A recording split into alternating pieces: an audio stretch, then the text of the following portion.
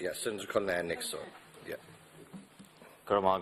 Laska Hurley, and I want to welcome the Minister to the House, but unfortunately I cannot welcome this bill, Minister, and I certainly won't be supporting the bill. There is no doubt whatsoever that this is a sleight of hand on behalf of the Government. And here we go again with the Government not prepared to bring forward legislation in the correct manner, abusing the parliamentary process for its own ends, not prepared to bring along a stand-alone bill that would deal with the issue of water charges. And here we go again, where the Government is coming back with its tail between its legs with what essentially is the Water Services Bill Mark IV. We've had attempt after attempt by this Government to get their so-called water policy correct, and the whole thing has been an absolute disaster from the very start. You were not prepared, Minister, and your Government has never been prepared to accept that you have made a mistake on the issue of water charges. You have simply, as a member of the Labour Party and your party, implemented Fine Gael policies, and you don't even have the ability to bring forward legislation in the manner in which it is most appropriate.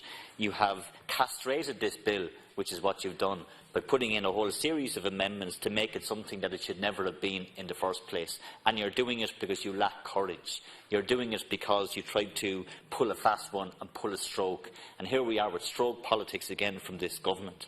And isn't it interesting? And there's a very interesting narrative developing from this Government, which is going to be, in my view, the stake that is driven right through the heart of the Labour Party. The damage that you and your colleagues have done to the Labour Party is absolutely irreversible.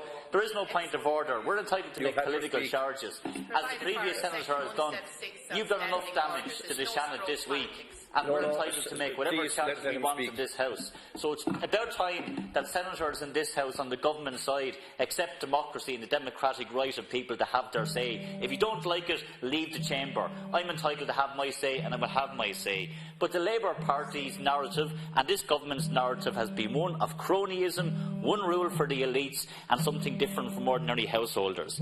You have no difficulty whatsoever, Minister, walking into this House and introducing legislation which essentially pickpockets ordinary citizens who can't afford to pay their water charges. But when then is put to your colleague Minister Brendan Howlin, what about the extra money which is being given to former politicians and to ministers in terms of their pensions? We can't do anything about that. Our hands are tied. What about NAMA and what goes on there when people call for more scrutiny and accountability? We can't do anything about that. What about the tactical insolvency that we saw in Cleary's, and we see it over and over again, a denial of workers' rights and workers being treated with contempt by employers, and when we demand legislation to deal with it, it can't be done. It's too complex. It's too complex, nothing can be done. But when it comes to emptying people's pockets, when it comes to bringing in cuts for lone parents, when it comes to cutting the respite care grant or cutting public services, that can be done.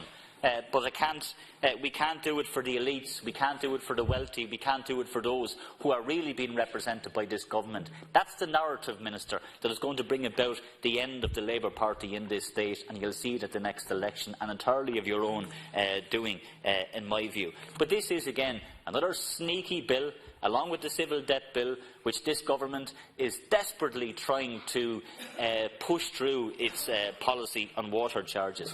The reality is that you've lost the hearts and minds of citizens. You won't even tell us how many people have signed up to Irish Water. You won't even tell us how many people have registered, and you won't tell us how many people have paid. And I know that, Senator Landy, some of this might be uncomfortable for you and your party. I fully understand that. I fully understand that this is very difficult for you and your party. But that's the choices you made. Your party made those choices. Your party made those choices. And the people will make that choice in the next election, which I'm sure they will, and I very much look forward to having that discussion and debate over the next number of months. But today this is about the sneaky, underhanded attempt by this Government and this Minister and the Minister for the Labour Party, who is the Minister for the Environment, to bring forward a bill like this. To be the party in government that is driving this agenda, I think is just absolutely appalling and shocking, and you'll pay a very big electoral price for it. That's all I can say.